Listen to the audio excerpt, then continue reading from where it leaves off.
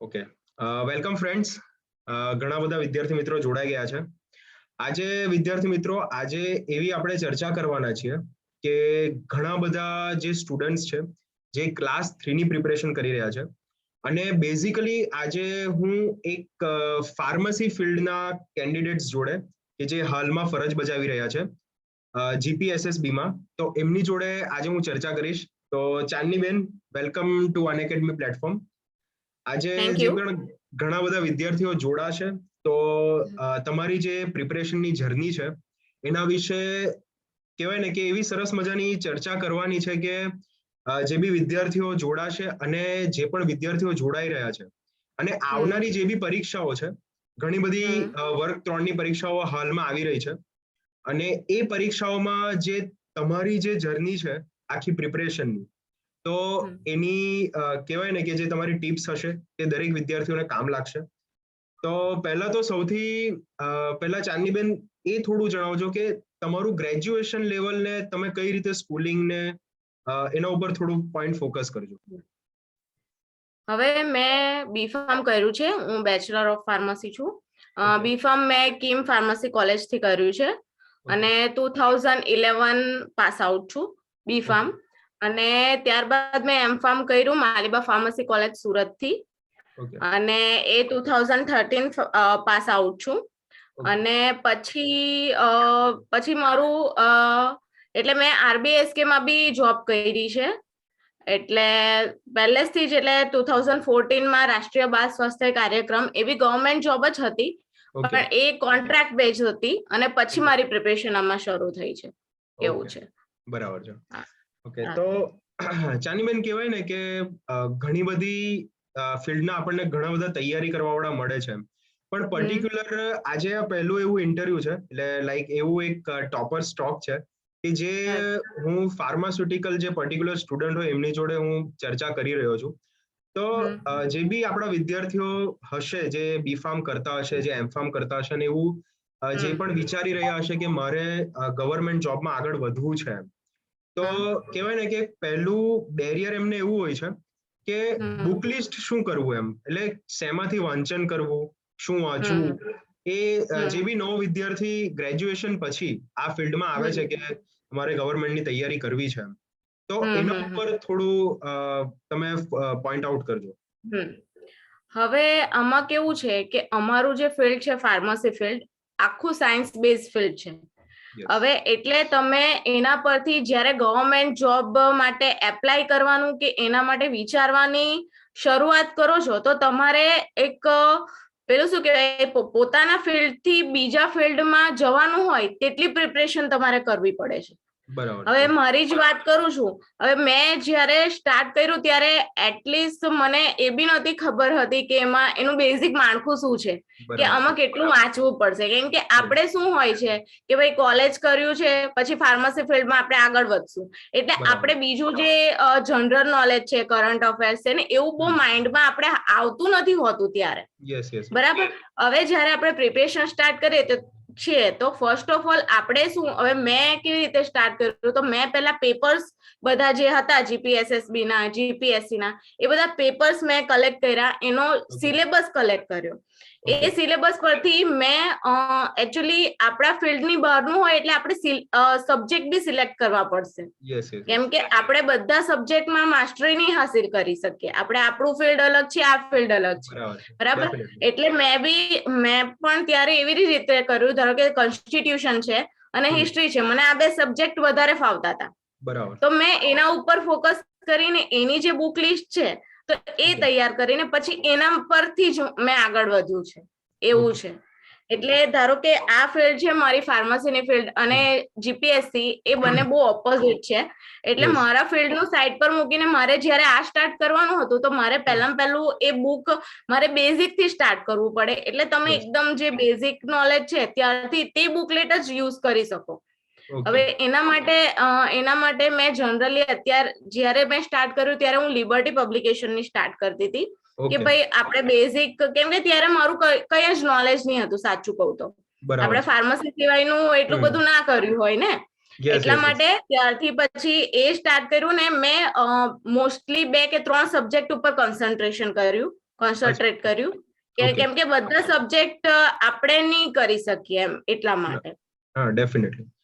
એટલે આ વસ્તુ તમે જે ડિફરન્શિએટ કરી કે ઘણીવાર જે પણ વિદ્યાર્થીઓ પ્રિપરેશન કરતા હોય છે કોઈ પણ એક્ઝામ હોય છે ગુજરાત સરકારની ક્લાસ 1 ક્લાસ 2 ક્લાસ 3 તો એમાં જે તમે જે કીધું ને કે જે 2-3 પર્ટિક્યુલર સબ્જેક્ટ હોય છે એના ઉપર ફોકસ કરીને એમાંથી માર્ક ખેંચવાનું વધારે પ્રિફરેબલ કરવું જોઈએ.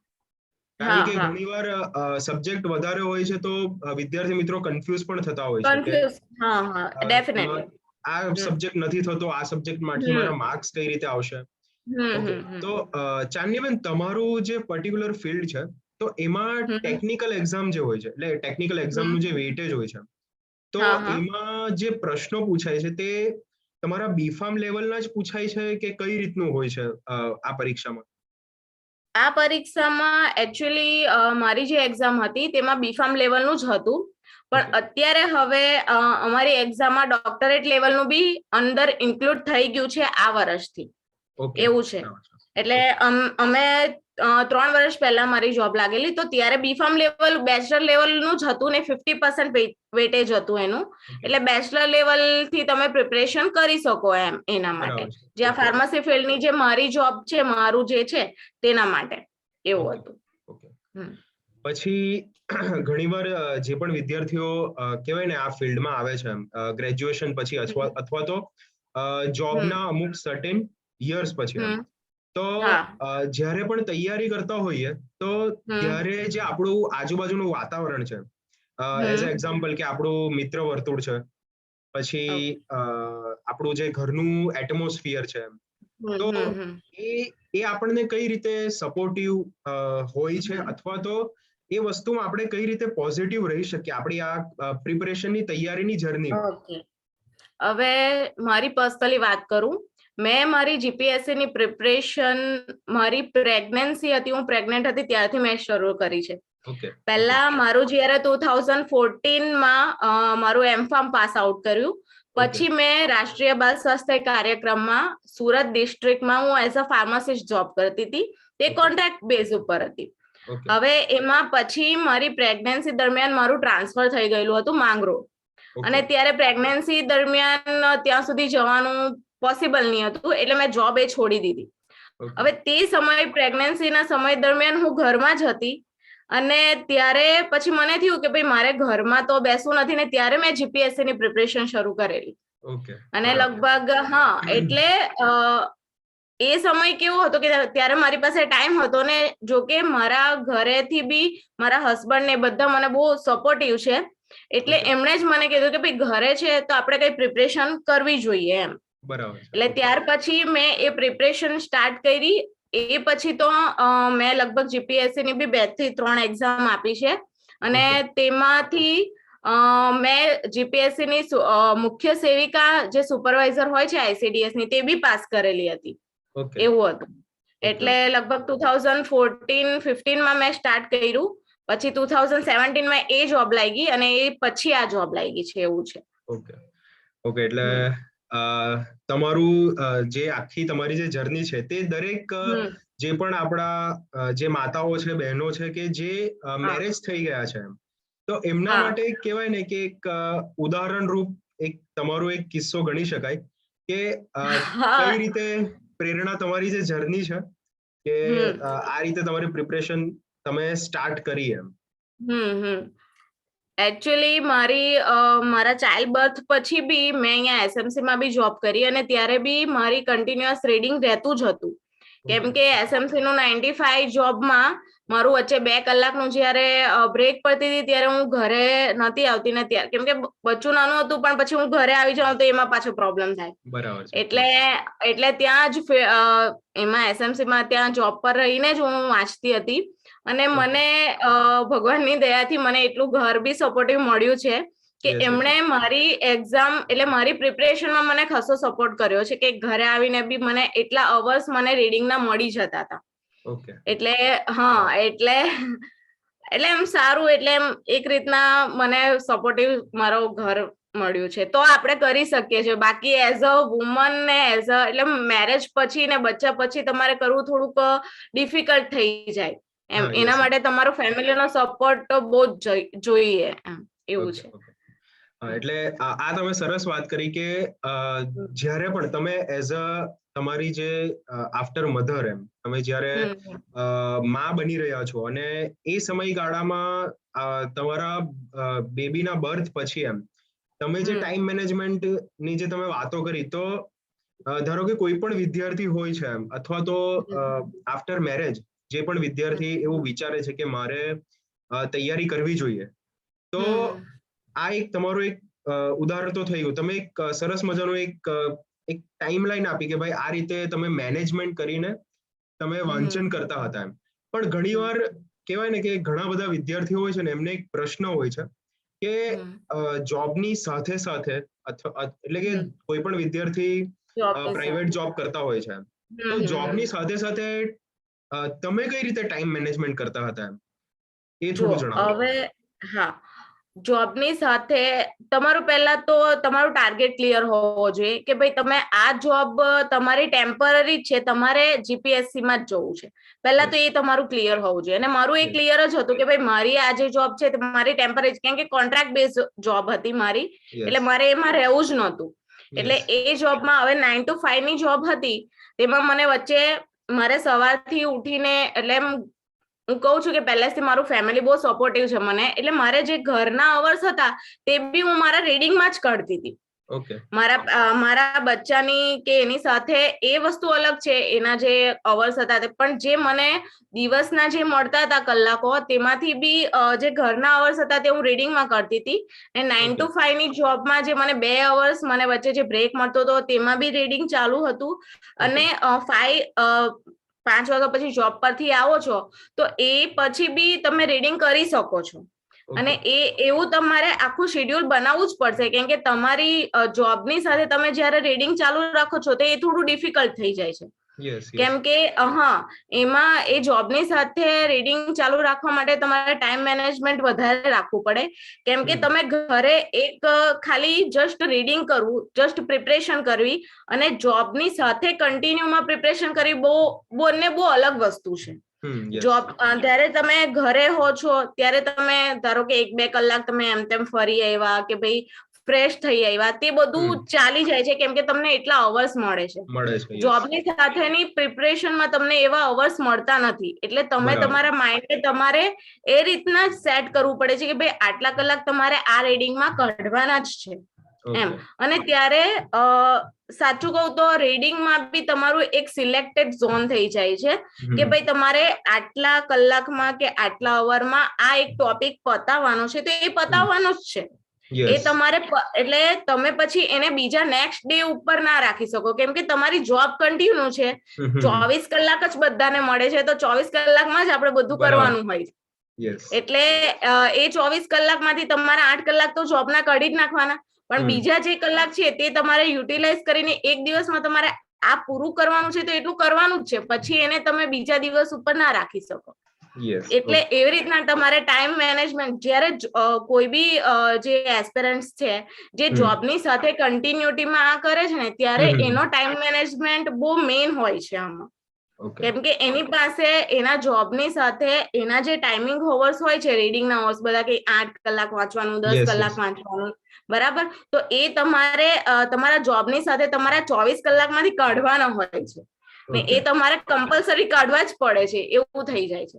એટલે એના માટે તમે પહેલેથી ટાઈમ ટેબલ જે બનાવ્યું હોય તે તમારે કન્ટિન્યુ રાખવું જ પડે, તો જ તમે આમાં સક્સેસફુલ થઈ શકો.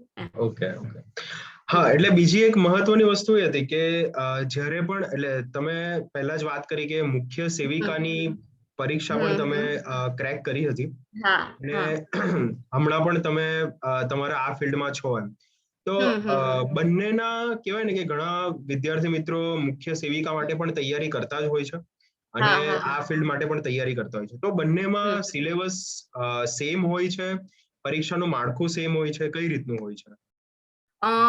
બંનેમાં સિલેબસ અલગ છે, એટલે માળખું સેમ છે કે 50% તમારા ટેકનિકલ વર્ગનું છે અને 50% જે જીકે, ઇંગ્લિશ ગ્રામર અને ગુજરાતી ગ્રામર જે હોય છે તે જ છે.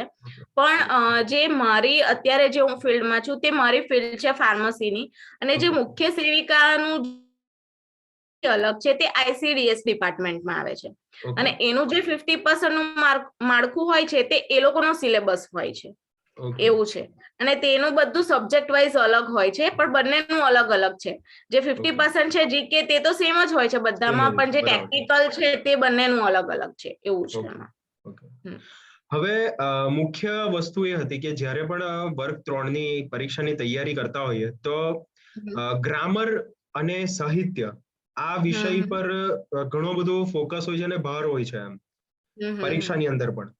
તો તમે કઈ રીતે આ પર્ટિક્યુલર સબ્જેક્ટ માટે તમારો શું અપ્રોચ હતો આ બે સબ્જેક્ટને લઈને? ઓકે, હવે હું પર્સનલી મારી વાત કરું છું કે મારું ઇંગ્લિશ ગ્રામર સારું છે અને ગુજરાતી ગ્રામર બી સારું છે, મારું સાહિત્ય સારું નથી. મને સાહિત્યમાં પ્રિપરેશન કરતા થોડી વાર લાગે છે, પણ મેં મારા ઇંગ્લિશ અને ગુજરાતી ગ્રામર બંનેમાં એટલી પ્રિપરેશન. હવે એમાં કેવું છે કે ધારો કે તમારું 150 માર્ક્સ નું પેપર છે, એમાં 50 તો તમારા ટેકનિકલ માર્ક્સ થઈ જાય છે, એટલે એ તો તમારા ટેકનિકલ વિષયના આવવાના જ છે. હવે જ્યારે બીજા 50 માર્ક્સ છે તે મીન્સ એમાં મેરિટ જે લિસ્ટ હોય છે તે એમાં વધારે ઇમ્પોર્ટન્ટ હોય છે. તો હવે એ 50 માર્ક્સ માંથી જે ઇંગ્લિશ અને ગુજરાતી ગ્રામર હતું મારું, તે મને પરફેક્ટ આવડતું હતું, કેમ કે એમાં મારું સારું છે. અને જે મારી એકચ્યુઅલી સાહિત્ય મારી વીકનેસ જ છે અને મેં એમાં ઇમ્પ્રુવ કરવાની બહુ ટ્રાય કરી છે, પણ એમ કે સાહિત્યમાં તમે એટલું બધું નિર્ભય એના ઉપર ડિપેન્ડન્સ ના રહી શકો કે ભાઈ મારું સાચું જ રહેશે. તમે એટલી પ્રિપરેશન કરી હોય છતાં બી તમને ના આવડે એવું બની શકે છે, પણ એવું નથી કે એમાં નથી જ આવતું એમ. પણ હું પર્સનલી એવું સજેસ્ટ કરું કે સાહિત્યની જગ્યાએ તમે જે ઇંગ્લિશ અને ગુજરાતી ગ્રામર છે તેમાં તમે વધારે કોન્સન્ટ્રેટ કરો. ઓકે, ચાંદનીબેન, હમણાં જ આ રવિવારે જ બિન સચિવાલયની પરીક્ષા થવાની છે અને ઘણા બધા વિદ્યાર્થીઓને કહેવાય ને બિન સચિવાલયની પરીક્ષામાં જે માળખું હોય છે તો એમાં ગ્રામર ઉપર ઘણો ફોકસ હોય છે અને ભાર હોય છે એમ વેટેજમાં, માર્ક્સના વેટેજમાં. તો ઘણા વિદ્યાર્થીઓને કન્ફ્યુઝન રહે છે. ઘણીવાર સ્ટુડન્ટ્સ એવું કરે છે કે જે ગ્રામર હોય છે એને ગોખે છે એમ, કે જે પણ ગુજરાતી ગ્રામર હોય છે, ઇંગ્લિશ ગ્રામર હોય છે. તો તમારી તૈયારી કઈ રીતે હતી? એટલે ગ્રામરને તમે કઈ રીતે તૈયાર કરતા હતા? ઓકે, હવે ગ્રામર એવું છે ને, ગ્રામર એ સબ્જેક્ટ છે કે તમે એમાં ગોખી ના શકો. તમારે એને પોઈન્ટ ટુ પોઈન્ટ તમારે એક્ઝામ્પલ સાથે એને સમજવું પડે. હવે ઇંગ્લિશ ગ્રામર છે, એઝ અ ફાર્માસિસ્ટ મને ઇંગ્લિશ થોડું એટલે એમ સારું છે મારું, ને ઇંગ્લિશ ગ્રામરમાં મારું એટલે મને બેઝિક આવડે છે એમ, કેમ કે મારા બધા સબ્જેક્ટ એઝ અ ફાર્માસિસ્ટ મારા ઇંગ્લિશમાં જ હતા, એટલે ઇંગ્લિશ ગ્રામરનું તમે આવડે છે. પણ ગુજરાતી ગ્રામરમાં કેવું છે કે ભાઈ તમારે એક છંદ છે, તમે છંદનું એક એક્ઝામ્પલ લો છો તો બધા છંદના જે જુદા જુદા પ્રકારો છે તો તમે એને બરાબર સમજી શકો, પહેલા તમારે એને સમજવું પડે. તમે કઈ એક્ઝામ્પલ લઈને તમે ગોખવા નથી બેસવાના, કેમ કે જીપીએસસી માં ગોખેલું કઈ કામ આવતું નથી. તમારે એ ગ્રામરને ટુ ધ પોઈન્ટ તમારે સમજવા જ પડે અને એના માટે તમારે પ્રેક્ટિસ બી કરવી પડે. ભાઈ ધારો કે તમે સંધિ કે છંદ કે પછી જે છે સંધિ તમે સમજી લીધી કે આવી રીતના છે બધા પ્રકારો, અને તમે પછી એને એક્ઝામ્પલમાં કે તમે કોઈ પેપર સાથે ટેલી કરો કે ભાઈ આમાં કઈ રીતે આવે છે, તો એ જે તમે જ્યારે પ્રિપરેશન કરશો કે ભાઈ તમે એક વખત સમજી લીધી અને પછી એનું તમે ઉદાહરણ લઈને પેપર સાથે રિએક્ટ કરો કે પછી કોઈ બી મોક ટેસ્ટ આપો કે ભાઈ સંધિની છે કે, તો એમાંથી તમારું ગ્રામર ઇમ્પ્રુવ થશે. તમને એક જ દિવસમાં તમને ગ્રામર આવડવાનું જ નથી, એના માટે તમારે એની રિપીટેશન કરવું પડશે કે ભાઈ એક વખત સંધિ છે, બીજા વખત છંદ છે, અલંકાર છે, એવી રીતના તમારે ટુ ધ પોઈન્ટ એને છે ને રિપીટેડલી એની મોક ટેસ્ટ આપવી પડશે, એને દર વખતે સમજવા પડશે, તો તમને એમાં ગ્રામરમાં તમે ઇમ્પ્રુવ કરી શકશો. ઓકે, તો સરસ. ગ્રામરને આ રીતે તૈયાર કરવું જોઈએ એવું દરેક વિદ્યાર્થી મિત્રોને કહેવાય ને કે આ પોઈન્ટ એક નોટ આઉટ કરવા જેવો છે.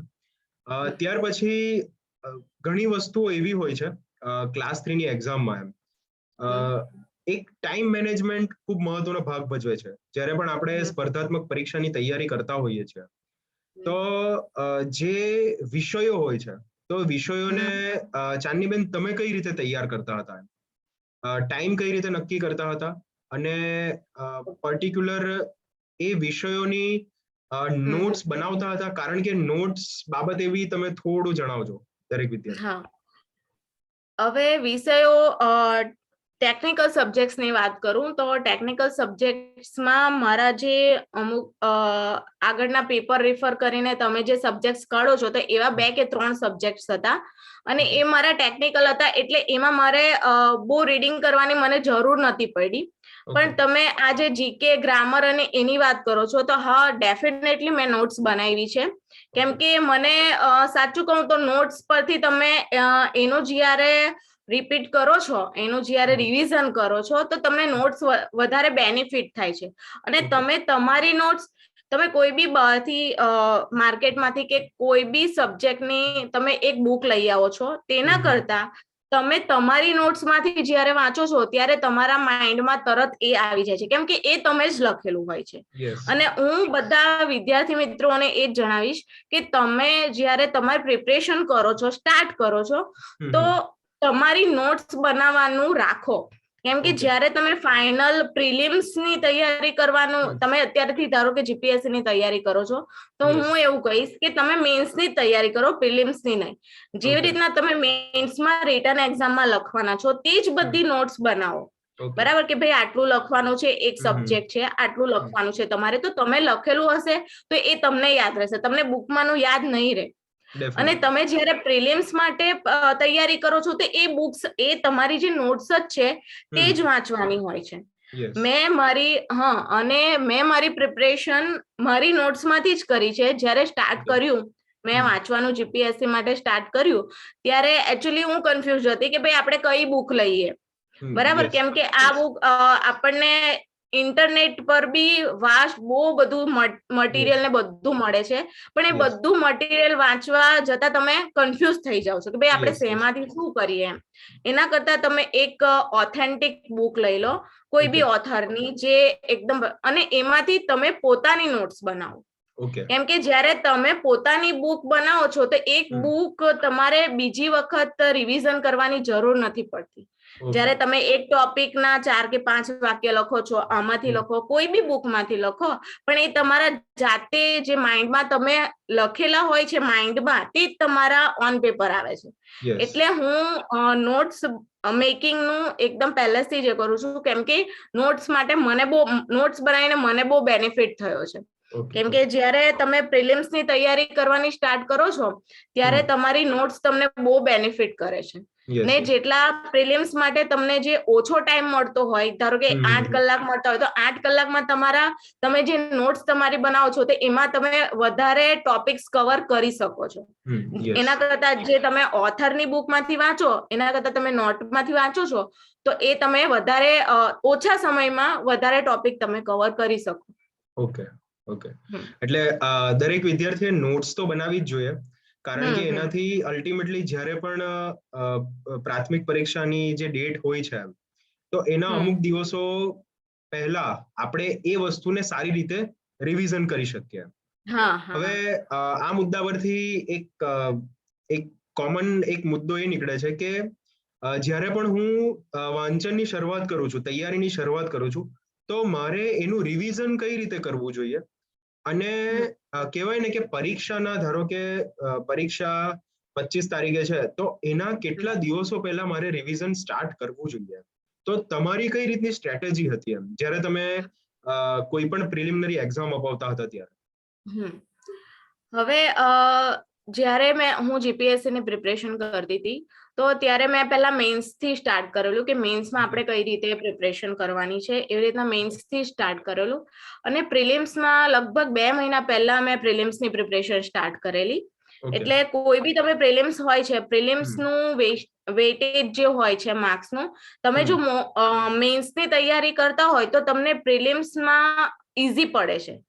પહેલા પ્રિલિમ્સ ની તૈયારી કરીને તમે મેન્સ ની તૈયારી કરવા જશો તો એ નહીં થશે. મેન્સ ની તૈયારી કરવા જતા તમારા પ્રિલિમ્સ ના જે નાના નાના ટોપિક્સ છે, અમુક જે કીવર્ડ્સ છે કે એવું હોય, તે તમે મેન્સ ની જ્યારે તૈયારી કરો છો આખી શોર્ટ નોટ્સ બનાવો છો તો એ તમારા પ્રિલિમ્સમાં આવી જ જાય છે.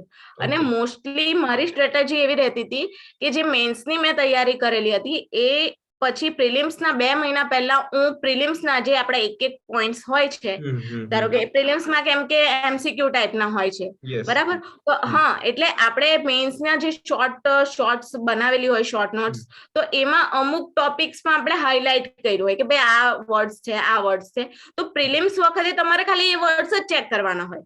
ઓકે, યસ, આપણી જે નોટ્સ બનાવી હોય તો પ્રિલિમ્સમાં એ વર્ડ્સ જ ચેક કરવાના કે હા ભાઈ ચલો આ છે તો હિસ્ટ્રીમાં એમ. એટલે પ્રિલિમ્સની પ્રિપરેશન હું જનરલી 2 મહિના પહેલા સ્ટાર્ટ કરી દેતી હતી. ઓકે. પછી એક મહત્વનો મુદ્દો એ છે કે જ્યારે પણ સાહિત્યની કે ગ્રામરની આપણે તૈયારી કરીએ છીએ તો જે GCERT ની જે બુક્સ હોય છે, ગુજરાત ગવર્મેન્ટની, જે આપણને સ્કૂલમાં ધોરણ 5 થી લઈને ધોરણ 12 સુધીની, તો એ તમે રિફર કરી હતી અને તમે કયું મટીરિયલ તમે મોસ્ટલી ઉપયોગ કરતા હતા એમ તમારી તૈયારી માટે? સાચું કહું, ગુજરાતી ગ્રામર અને સાહિત્ય માટે મેં ગુજરાત બોર્ડની જ બુક યુઝ કરી છે. 5 થી 5th સ્ટાન્ડર્ડ થી 10th સ્ટાન્ડર્ડ સુધીની. એના એ બધા 10th સ્ટાન્ડર્ડની બુક સુધીમાં તમારે બધી ગ્રામર આવી જાય છે અંદર.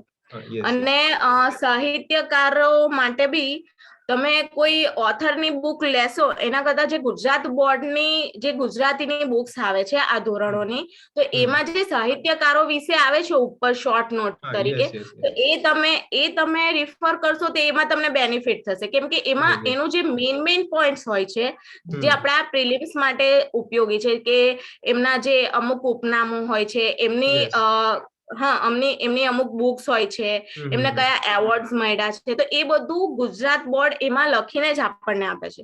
તો મેં પર્સનલી 5 થી 10 ની જે ગુજરાતી માધ્યમની બુક હતી ગુજરાતીની, તે રિફર કરેલી હતી. બીજા કોઈ ઓથર કરતા મારી ગુજરાત બોર્ડની બુક રેફર કરેલી મેં. ઓકે, એટલે ગુજરાત બોર્ડની બુક આપણે જ્યારે પણ ક્લાસ 3 કે ક્લાસ 1-2 ગમે તેની આપણે પ્રિપરેશન તૈયારી કરતા હોઈએ, પણ પર્ટિક્યુલર આપણે સૌપ્રથમ જે ગવર્મેન્ટ ઓથેન્ટિક જે બુક્સ છે તે એકવાર રિફર કરવી જોઈએ એમ. ત્યાર પછી એક સૌથી બીજો એક દર વખતે દરેક સ્ટુડન્ટને એક પ્રશ્ન હોય છે કે કરંટ અફેર્સ, વર્તમાન પ્રવાહની તૈયારી કઈ રીતે કરવી એમ. તમે કઈ રીતે કરતા હતા વર્તમાન પ્રવાહની તૈયારી? હવે કરંટ અફેર્સમાં જનરલી હું જે ઇન્ડિયન એક્સપ્રેસ છે તે ન્યૂઝપેપર રેફર કરતી હતી, અને ગુજરાતી માટે તો આપણા જે ગુજરાતનું હોય છે તે જ, અને હું સર્ચિંગમાં ઇન્ટરનેટનો વધારે યુઝ કરતી હતી કરંટ અફેર્સમાં. અને એમ ન્યૂઝપેપર સિવાય મારી પાસે જે IC રાજકોટ છે તેના કરંટ અફેર્સના હોય છે, એટલે એ બી યુઝ કરતી હતી. કરંટ અફેર્સ માટે આટલું સિલેક્ટેડ મટીરિયલ હતું, કેમ કે કરંટ અફેર્સ બહુ વાસ્ટ છે, તમે ગમે એટલું તમે કરો કઈ ને કઈ એમ નવું આવતું જ રહે, એટલે હું સિલેક્ટેડ આટલું જ યુઝ કરતી હતી, એવું હતું. તો પણ એટલે કરંટ અફેર્સમાં તમે તમારી નોટ્સ એટલે વર્ગ 3 ની જે એક્ઝામ હોય છે ક્લાસ 3 ની, તો એમાં મોસ્ટલી જે પરીક્ષાનું જે પ્રશ્નપત્ર હોય છે એમાં કરંટ અફેર્સ જે ફોકસ હોય છે તે ભારત પર હોય છે કે સૌથી વધારે ગુજરાત પર ફોકસ હોય છે? ક્લાસ 3 માં જે કરંટ અફેર્સ હોય છે તે એમ તો એવું કઈ સિલેક્ટેડ નથી કે ભાઈ ભારત ઉપર હોય છે કે ગુજરાત ઉપર હોય છે.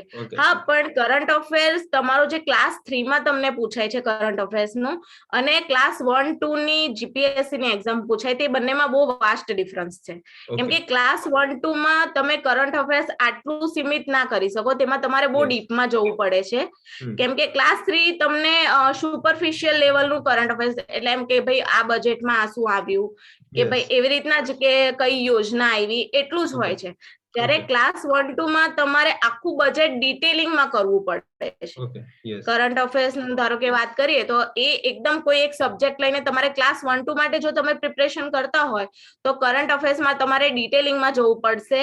ખાલી આટલા ન્યૂઝપેપર રીડિંગ કે એનાથી નહીં થશે. તમે એક ટોપિક લો છો કે ભાઈ આ યોજના આ વખતે બહાર પાડી છે, એ યોજનામાં શું શું છે, એના બેનિફિટ્સ શું છે, એના ક્રાઇટેરિયા શું છે, તો ક્લાસ 1-2 માટે એ જોઈએ છે. ક્લાસ 3 માં તમને સુપરફિશિયલ કરંટ અફેર્સ જ પૂછાય છે, બહુ ડિટેલિંગમાં નથી પૂછાતું એવું છે. Okay okay okay. અને બીજી એક વસ્તુ કે જ્યારે પણ વિદ્યાર્થી કહેવાય ને કે એક પર્ટિક્યુલર એને હોય છે કે મારી તૈયારી થઈ ગઈ છે, એમ ઘણીવાર આપણે જોવા જઈએ તો એટલીસ્ટ હું એવું માનું છું કે સિલેબસ છે કોઈ દિવસ પતવાનો છે નથી આપણી એક્ઝામની આગળ, પણ અમુક જે વસ્તુ કોન્ફિડન્સ આવી જાય છે કે યસ મને આ સબ્જેક્ટમાં કોન્ફિડન્સ આવી ગયો છે, પછી વિદ્યાર્થી મોક ટેસ્ટ તરફ આગળ વધે છે. તો તમારી સ્ટ્રેટેજી શું હતી? તમે મોક ટેસ્ટ અપાવતા હતા અથવા તો તમે એના વિશે શું કહેવા માંગો છો? ના, મોક ટેસ્ટ અપાવી જ જોઈએ. એનાથી તમને ખબર પડશે કે તમે કયા સબ્જેક્ટમાં વીક છો. મેં જીપીએસસી માટે જે યુવા ઉપનિષદ ફાઉન્ડેશન છે સુરતમાં, એની બધી મોક ટેસ્ટ અપાવી છે જીપીએસસી માટે. હવે મોક ટેસ્ટ તમને તમારું તૈયારી કેવી છે તે તમને જણાવે છે. નો ડાઉટ તમે મોક ટેસ્ટમાં તમે સારા માર્ક્સ લાવો એ ડઝન્ટ મેટર, પણ મોક ટેસ્ટમાં તમારા કયા ક્વેશ્ચન્સ ખોટા પડે છે, કયા સબ્જેક્ટના સૌથી વધારે ક્વેશ્ચન્સ ખોટા પડે છે, કાં તો તમે કન્ફ્યુઝ થાવ છો કયા સબ્જેક્ટમાં, તે તમને ખબર પડે છે. અને તમે એ સબ્જેક્ટમાં આગળ તમારે તૈયારી કઈ રીતે કરવી પડશે તે તમને મોક ટેસ્ટથી જ ખબર પડે છે.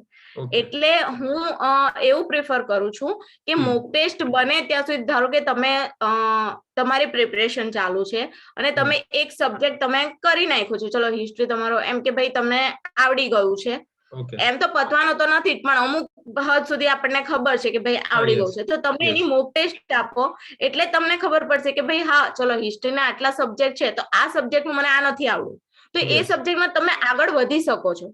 કેમ કે સિલેબસ એવો છે કે સિલેબસ કોઈ દિવસ તમારો કવર નથી થવાનો. હા, પણ મોક ટેસ્ટમાં તમે એમ થઈ શકે કે ભાઈ આ સબ્જેક્ટ તમારો સૌથી વીક છે. સમજ પડી? આપણને ખબર છે આ સબ્જેક્ટ તો મને આવડે જ છે, પણ કયો સબ્જેક્ટ નથી આવડતો અને કયા સબ્જેક્ટ કે કયા ટોપિકમાં તમે સૌથી વધુ વીક છો તે તમને મોક ટેસ્ટ થી ખબર પડશે. એટલે મોક ટેસ્ટ તમને તમારી આના પછી તમારે પ્રિપરેશન કઈ દિશામાં કરવી છે તે મોક ટેસ્ટ તમને જણાવશે. એવું છે. ચાંદનીબેન, મોક ટેસ્ટ વિશે તમે સરસ મજાનું કહેવાય ને કે એક તમારો જે પોઈન્ટ આઉટ મૂક્યો છે, તો ઘણીવાર વિદ્યાર્થીઓ જોડે ચર્ચા થતી હોય છે ત્યારે વિદ્યાર્થીઓને એ મોસ્ટ કન્ફ્યુઝન હોય છે કે મોક ટેસ્ટ હું અપાવું છું અને એમાં કેવું થાય છે કે અમુક જે સબ્જેક્ટ હોય છે એમાં માર્ક્સ ઓછા આવે છે. હવે એઝ અ એક્ઝામ્પલ ઘણીવાર ચર્ચામાં એવું થાય છે જ્યારે બિન સચિવાલયની આપણે એક્ઝામ લઈએ અને એની કોઈ વિદ્યાર્થી મોક ટેસ્ટ અપાવે છે અને એમાં એના બંધારણના સબ્જેક્ટમાં માર્ક્સ ઓછા આવે છે, તો મોક ટેસ્ટમાં જે માર્ક્સનું એનાલિસિસ કર્યા બાદ એ પર્ટિક્યુલર સબ્જેક્ટને ફરીથી કઈ રીતે વાંચન કરવું જોઈએ? એક્ઝામના થોડા દિવસો બાકી છે, તો તમે આના ઉપર શું કહેવા માંગશો? હવે તમે મોક ટેસ્ટ આપી છે, તમને હવે એમાં જનરલી થશે કેવું કે ભાઈ તમે મોક ટેસ્ટ આપો છો ને એમાં તમારા ઓછા માર્ક્સ આવ્યા તો એનાથી ડિસઅપોઇન્ટેડ થવાની જરૂર નથી. ફર્સ્ટ ઓફ ઓલ કે ભાઈ તમે પ્રિપરેશન નથી કરી, એ તમારી મોક ટેસ્ટના માર્ક્સ તમારી પ્રિપરેશન એ નથી કરતા, એટલે એનાથી ગભરાવાની કઈ જરૂર નથી. હા, પણ ધારો કે બંધારણમાં ધારો કે તમે એનાલિસિસ કર્યું, તમે જે રીતના મને કીધું તે કે ભાઈ બંધારણનું તમને આ સબ્જેક્ટ ઓછો આવડે છે, નો ડાઉટ. હવે તમારે શું કરવાનું છે કે ભાઈ તમારી પાસે ટાઈમ ઓછો છે, બરાબર? તો તમે પહેલા મોક ટેસ્ટમાં તમે જોઈ લો કે ભાઈ બંધારણના કયા ટોપિકમાંથી તમને ઓછા માર્ક્સ મળ્યા છે, તો તમે એટલીસ્ટ તમારા એટલા ટાઈમમાંથી 50% નહીં 30-40% ટાઈમ એના માટે કાઢો.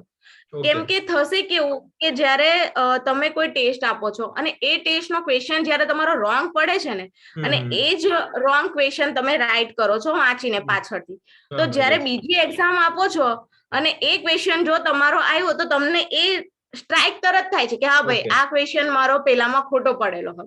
બરાબર. એટલે એટલે કેવી રીતે કરવાનું કે ભાઈ તમારું મોક ટેસ્ટમાં તમે કીધું કે બંધારણ ખોટું પડ્યું છે, નો ડાઉટ, કઈ ડિસઅપોઇન્ટ થવાની જરૂર નથી. હા, પણ તમે તમારો જે ટાઈમ લિમિટેડ થઈ ગયો છે એ ટાઈમમાંથી આના અમુક જે આપણો ટાઈમ ટેબલ બનાવ્યું હોય, ધારો કે આપણે કે ભાઈ આ 15 દિવસનો ટાઈમ ટેબલ છે, તો એ ટાઈમ ટેબલમાં થોડો ચેન્જ કરીને તમે એના માટે વધારે સમય આપી શકો. અને એ આપવો જ જોઈએ, કેમ કે જ્યારે તમારો એક તમે મોક ટેસ્ટ આપો છો ને તમારો સવાલ ખોટો પડે છે, તો એ સવાલ તમને હંમેશા યાદ રહેશે. ઓકે, એવું થાય છે. હા, એટલે કે મોક ટેસ્ટ અપાવ્યા બાદ એ એનાલિસિસ એ જ દિવસે દરેક વિદ્યાર્થીએ પતાવી દેવું જોઈએ, કે જેનાથી પાછળ પણ તમને વધારે લોડ ના પડે અને એવું પણ ના થાય કે ભાઈ મારી આ વસ્તુ બાકી રહી ગઈ છે. હા, બસ. અને બીજી એક વસ્તુ કે સરસ મજાની આજે ચર્ચા થઈ ચાંદનીબેન, અને જે પણ આપણા ગર્લ્સ કેન્ડિડેટ છે એમને કહેવાય ને કે તમારા એક આજની ડિસ્કશન પરથી એક કહેવાય ને કે એક નવી એક પ્રેરણા મળશે દરેક વિદ્યાર્થીઓને, અને એક સરસ મજાનો એક ગાઈડન્સ મળશે. તો આગળ પણ આ રીતે જ કોઈ પણ ડિસ્કશન સેશન હશે તો તમારો સમય હશે તો તમે પણ જોઈન થજો અને ગાઈડન્સ માટે તમારો કોન્ટેક્ટ કરીશું. અને લાસ્ટમાં ચાંદનીબેન, એક દરેક વિદ્યાર્થીને તમે એવો કયો પોઝિટિવ મેસેજ પહોંચાડવા માંગશો કે જેનાથી કહેવાય ને કે એક બૂસ્ટઅપ મળે એમ તૈયારીમાં? મેસેજમાં એટલું જ કે તમારી ફેલિયરથી તમે ડિસઅપોઇન્ટ નહીં થાવ. આ જે ફિલ્ડ છે જીપીએસસી, જીપીએસએસબી કે ગુજરાત બોર્ડ કે કોઈ બી યુપીએસસી ગમે તે, એ એક એવી ફિલ્ડ છે ને કે તમને ફેલિયર મળશે જ એમાં. કોઈ બી એવું નથી કે જે ફર્સ્ટ અટેમ્પ્ટમાં પાસ થઈ ગયું હોય કે એને ફેલિયરનો સામનો નહીં કર્યો હોય. મેં પર્સનલી બી ફેલિયરનો સામનો કર્યો છે ને પછી જ મને આ સક્સેસ મળી છે. તો તમારી મેઇન મારો મેસેજ એ જ કે તમારી ફેલિયરથી ડિસઅપોઇન્ટમેન્ટ નહીં થાવ, અને તમારી જે પ્રેક્ટિસ છે, જે તમારું રીડિંગ છે તે હંમેશા કન્ટિન્યુ રાખો જ્યાં સુધી તમને તમારો ગોલ નહીં મળી જાય ત્યાં સુધી. ઓકે, એટલે ચાંદનીબેને સરસ મજાનો એક મેસેજ કન્વે કર્યો છે કે જેનાથી સ્વામી વિવેકાનંદની આપણને કહેવાય ને કે એક યાદ અપાવી દીધી છે કે એક જ્યાં સુધી તમારો ગોલ અચીવ ન થાય ત્યાં સુધી કહેવાય ને કે જે તમારી ઊંઘ છે એને ત્યાગ કરી દો. તો દરેક વિદ્યાર્થી મિત્રોને આજના સેશનમાં જોડાવા બદલ ખૂબ ખૂબ આભાર. ચાંદનીબેન, તમારો પણ ખૂબ ખૂબ આભાર, તમારે જે સમય કાઢીને તમે જે આજના સેશનમાં જોઈન થયા. તો જલ્દીથી કંઈક આવો નવો સેશન હશે તો આગળ પણ મળતા રહીશું. ત્યાં સુધી નમસ્તે, આવજો. આવજો, થેન્ક યુ.